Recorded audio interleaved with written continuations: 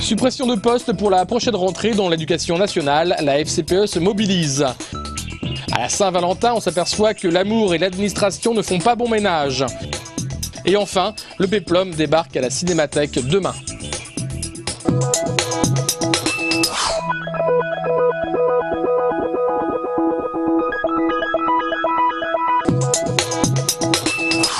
Rassemblement de parents d'élèves devant la préfecture aujourd'hui avant la tenue du conseil départemental de l'éducation nationale. Près de 70 personnes sont venues protester contre les fermetures de classes débattues et entérinées cet après-midi. Il faudra certainement rajouter 1 à 2 élèves de plus par classe. On arrive aujourd'hui à une situation qui est intolérable puisqu'on a des moyennes d'élèves en classe qui sont de 25, 26, parfois jusqu'à 30 enfants dans une classe. Ça pose des questions sur la qualité de l'enseignement. On peut même être confronté effectivement à des problèmes d'infrastructure, logistique.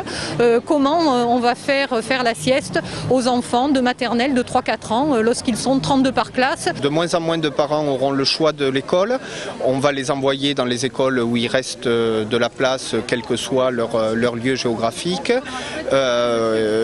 La scolarisation des 2 ans, c'est plus la peine d'en parler. Une nouvelle journée de mobilisation contre les suppressions de postes est d'ores et déjà prévue le 19 mars prochain. Les membres du collectif amoureux au banc public ont profité de cette journée dédiée à l'amour pour déclarer sur la place du Capitole le droit d'aimer et de vivre avec un étranger en France. Les couples mixtes sont des couples comme tout autre couple et doivent être reconnus en tant qu'un amour réel et non pas subir toutes les suspicions qui existent aujourd'hui, comme quoi ce sont des mariages blancs ou mariages gris. Le conjoint de Aurélia est vietnamien, ils ont eu un enfant en commun. Depuis la naissance de leur garçon il y a 14 mois, le visa pour parents d'enfants français a été refusé sur le motif que son conjoint ne participe pas aux besoins de l'enfant. Je dois me battre pour mener une vie privée, familiale, normale comme tous les autres. On doit pouvoir s'aimer hors des frontières. La prochaine action de ce collectif à Toulouse devrait avoir lieu en mai ou en juin. Un concert y sera organisé. Petite douceur pour la Saint-Valentin au café Connexion, les gâteaux de Marie éveillent les sens des amoureux. Avec Marie Dallard, l'amour se décline en gourmandise chocolat-citron. Traiteur et artiste, la jeune femme propose pour la Saint-Valentin une installation au café Connexion. Des cupcakes personnalisés en direct aux couleurs de l'amour et de l'érotisme, Adam et Ève en pâte d'amande étant les plus demandés. Sinon, il y a aussi des petits soutiens-gorge, des culottes, des chaussures pour ceux qui préfèrent la version habillée. C'est a priori pour moi le bon moment pour se faire goûter, se faire partager des petits gâteaux, des mots d'amour et puis surtout un moment de franche rigolade, je crois. Voilà, où l'amour, ça se conçoit dans le plaisir, le rire et le partage. Alors on se fait goûter des gâteaux rigolos et je crois que c'est plutôt pas mal pour finir le repas. Après la fête de l'amour, Marie a déjà imaginé sa prochaine installation, des lapins, des poules et des surprises sucrées à déguster à Pâques. Benali est parti, Boubarel l'a suivi, Bouteflika suit. Autour de Bouteflika, voilà en substance le message qu'ont scandé les 300 manifestants réunis place du Capitole. Leur volonté, dire librement ce que les Algériens n'ont pu faire à Alger et réclamer un changement profond à la tête du pays. Il faut changer tous les corrompus, les généraux et tous ceux qui s'en suivent. Parce que l'Algérie est sclérosée par la corruption. Le cortège s'est dirigé jusqu'à Jean Jaurès devant le consulat de Tunisie. De nombreuses voix se sont élevées pour un positionnement ferme du gouvernement français à l'image de celui des États-Unis en Égypte. Le peuple algérien a une très longue histoire avec le peuple français. Et là, si vous regardez, il y a beaucoup de Français qui sont dehors.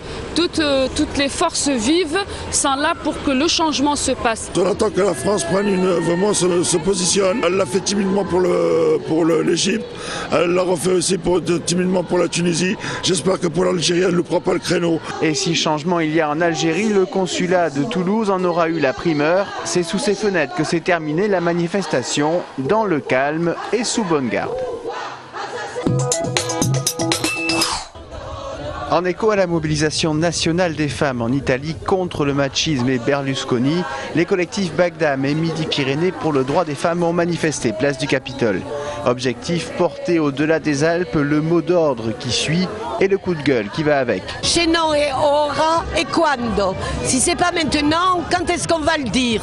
C'est-à-dire on a ras-le-bol de ces hommes politiques qui transforment les femmes en caricatures, en corps. La publicité, on n'a plus de cerveau, on n'a qu'un cul. Il faut dire les choses comme elles sont. Et dont les femmes se trouvent humiliées, leur dignité bafouée, dont elles disent cela suffit, on a un esprit.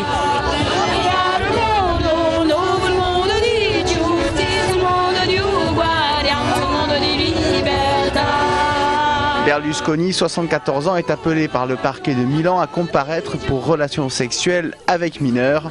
Rappelons qu'en France, les femmes ne sont que 12% à l'Assemblée et gagnent en moyenne un tiers de moins que les hommes.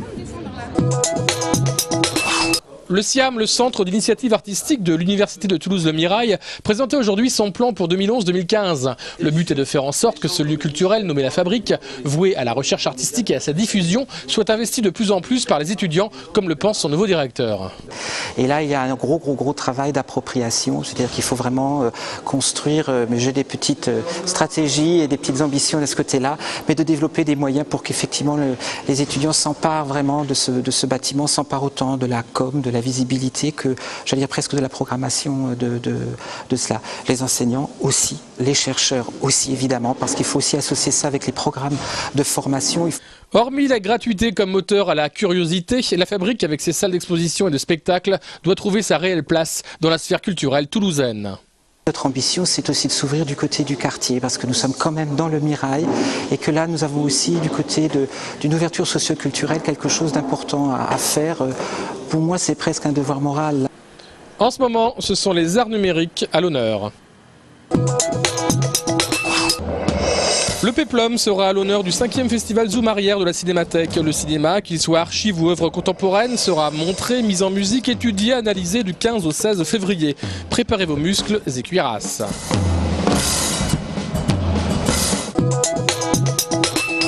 Vendredi, le Stade Toulousain a arraché la victoire sur le terrain de La Rochelle. À la dernière minute du match, Nicolas Bézi s'illustre et offre les 4 points à son équipe.